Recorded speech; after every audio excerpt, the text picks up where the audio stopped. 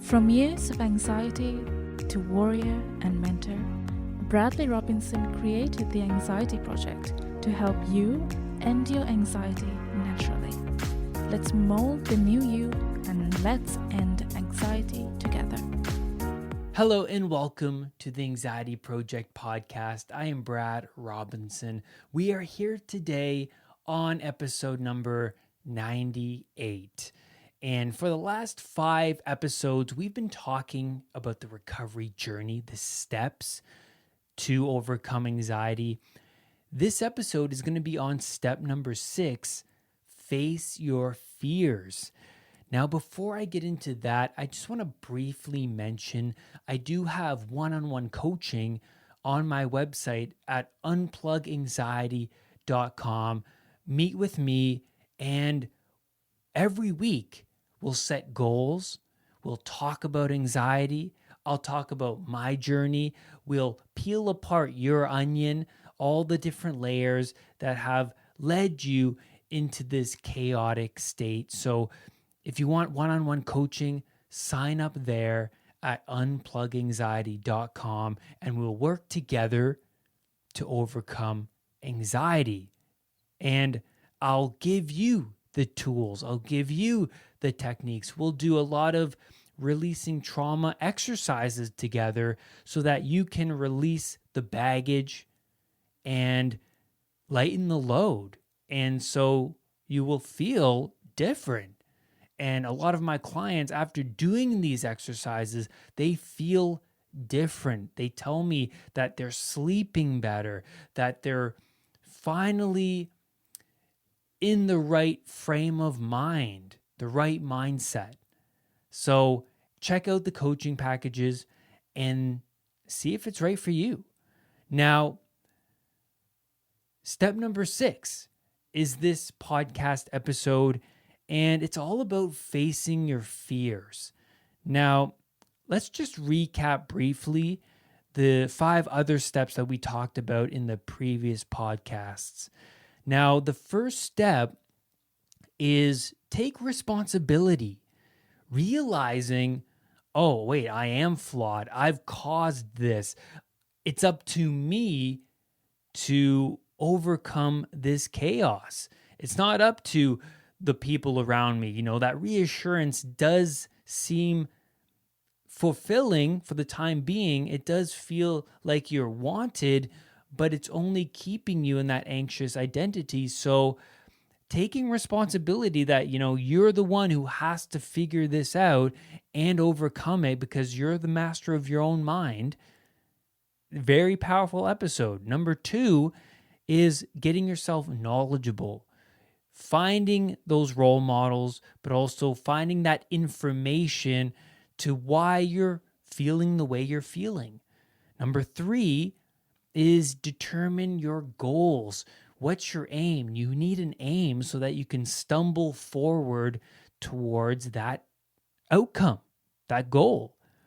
Number 4 is create new habits. Now, recognizing the habits that kept me stuck in anxiety was a huge realization. It was so huge because we do the same things over and over and over again, and they become a part of our identity. And thus, we don't realize what we're doing because they're so unconscious. So when I realized that my habits were keeping me in this anxious identity, I was blown away. I needed to change my habits in order to change my identity. Then step number 5, model after someone positive. So powerful because when you subject yourself to the right people, the people that went through the same thing that you went through and then have gotten better, you want to model after them. You want to do what they say. You want to learn from them. You want to grow from them. And the more you subject yourself to that person, the more you become like that person.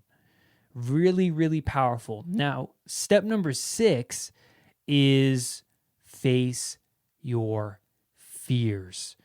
Now, I'm really excited about this episode because this was so powerful in my recovery. And I remember all of the situations where I had to face that made me anxious, that made me fearful, and overcoming them, and that proud feeling I would get afterwards.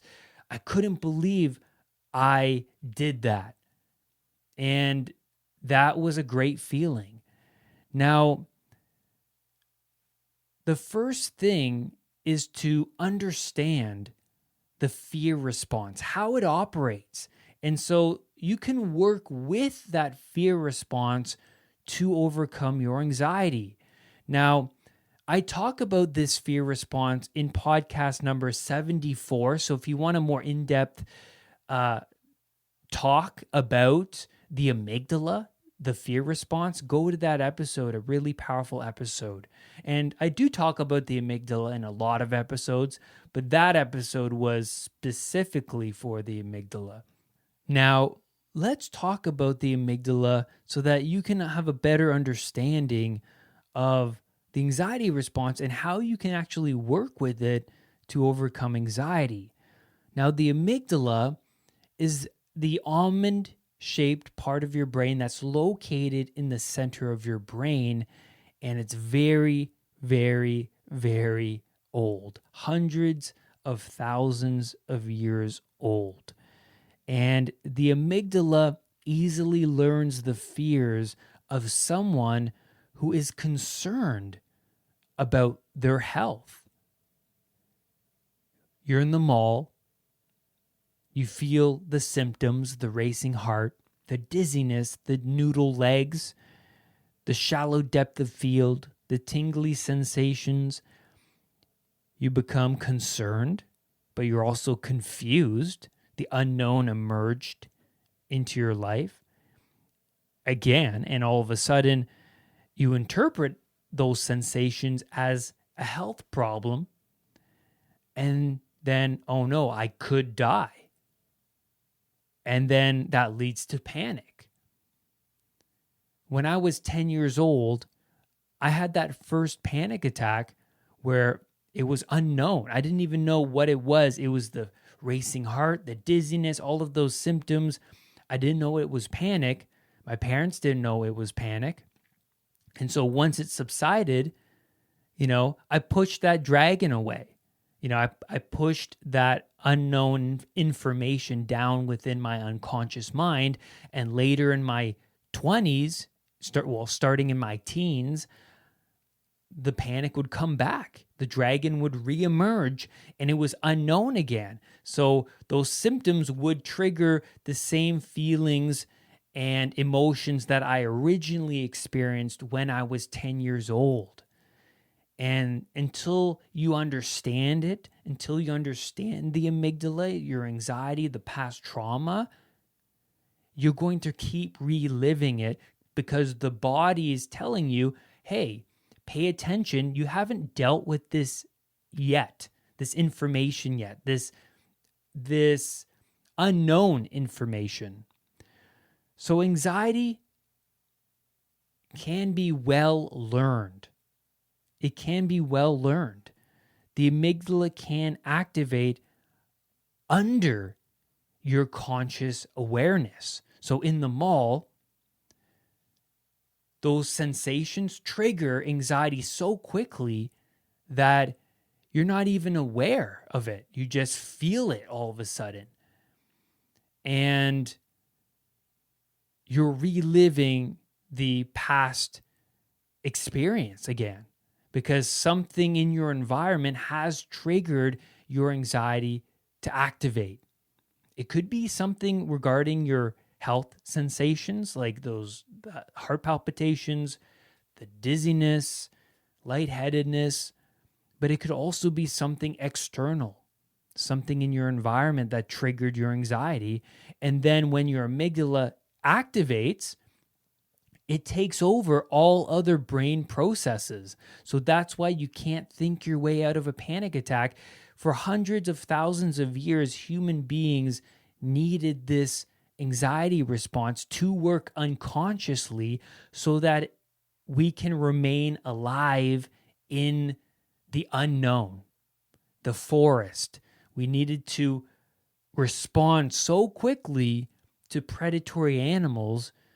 And that's what has kept us alive for such a long time. But now that we're in this modern society and we have, our safe homes and the technology, and we're not out in the wilderness, we have our food and our beds. It's pretty comfortable, and we're in a time in human existence that it is the most comfortable humans have ever been. But then once our amygdala activates, it's confusing. There's no bear, there's no tiger, there's no snake in the shopping mall. So what is it? Why is anxiety triggering when you're in the safe environment of the shopping mall? So the thing is, the more you play out the victim, the more your fears will build and build around you. And when you ignore that baby dragon in its cave, it's growing. And you must slay that dragon when it's young. Now, when you're in that shopping mall and the dragon emerges, that's the panic. It's under your conscious awareness, and it's also confusing to you. Where is this coming from? And when we ignore the problems around us for such a long time, and we ignore the dragons, the problems that we need to confront and resolve, they grow around us. And so, like me, they grew because I would keep engaging in addictions, bad habits, and then I was causing my life to become chaotic around me. And I was ignoring the truth to that. And I kept doing things that led me down a bad path. And then things were naturally becoming chaotic in my life. I was naturally experiencing the unknown every day. And so you can even see this when you procrastinate and you don't study for an exam. The dragon grows bigger, and all of a sudden, 2 days before the exam, you have severe anxiety. Oh my God, I need to study. I got so much to do. And then you can see that with a car. If you ignore the sound of this rattling in your car, the dragon grows and grows and grows, and all of a sudden your car breaks down and you can't even get to work. So you ignored the problems that are, they're trying to express themselves to you. Your body's saying, pay attention. You pay attention, like the car, the rattling sound, pay attention. There's this thing that's wrong. You need to check it out. And then you don't. And then it grows and grows, and then it breaks down. So the amygdala, it activates without our realization. And then we feel the symptoms, and then we're confused. And this response is the fight, flight, or freeze response. So the body is responding to a danger. And it worked well for us for hundreds of thousands of years, for our ancestors. When they ran from a bear, that person's actions of running strengthened their fear of the bear and creatures that resemble bear. Even though there's no bear in the mall, when you run out of the mall thinking that you're going to die, your amygdala links predatory animal to the mall and places that resemble the mall. That's why many people with anxiety fear crowded places. Running out of a crowded place, running out of a crowded mall, the amygdala attaches fear to all crowded places. So that's why you may be at the mall the next day in the crowded environment of the mall and then have that anxiety immediately trigger, and thus you being confused and bewildered and not knowing where this stemmed from. The most important thing is to not run away when you feel anxious, because that will only strengthen your fear.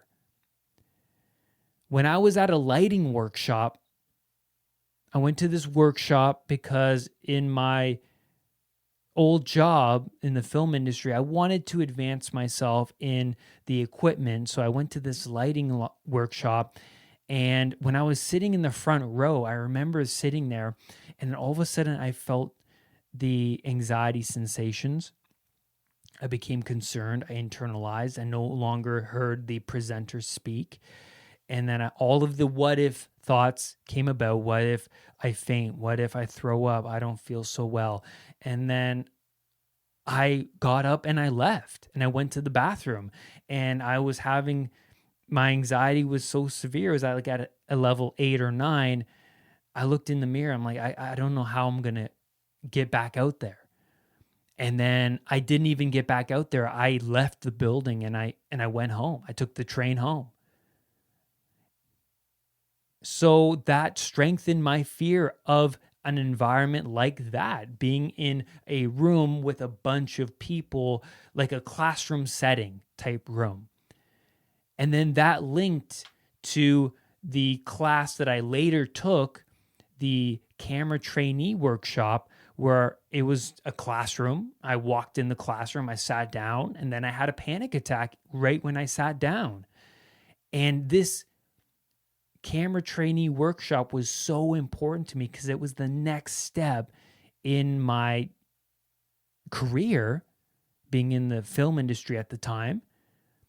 And I was like, oh, how am I going to be here? I have to leave. I can't face this classroom. I don't even know what's going on. I feel unhealthy, and all of these different mixed emotions came up, but also I couldn't control them because my amygdala took over all of my brain processes. So I was left there. But I stayed because I knew that I couldn't leave. I needed to get through this workshop because it's the next step. And as hard as it was, I stayed. And that was a good thing because throughout that workshop week, my anxiety lessened every day. And I'll get into that briefly. But the point is, I left that one time during a workshop. And then when I went to another workshop, my anxiety came back. The panic came back. Because the amygdala is like, oh, similar environment that was a potential threat to Brad, must activate and warn him. We can also think our way into panic from the cortex, conscious thought, right? Oh no, what if this happens? What if that happens? And we can think our way into panic as well. And I go into that a lot more in my recovery program.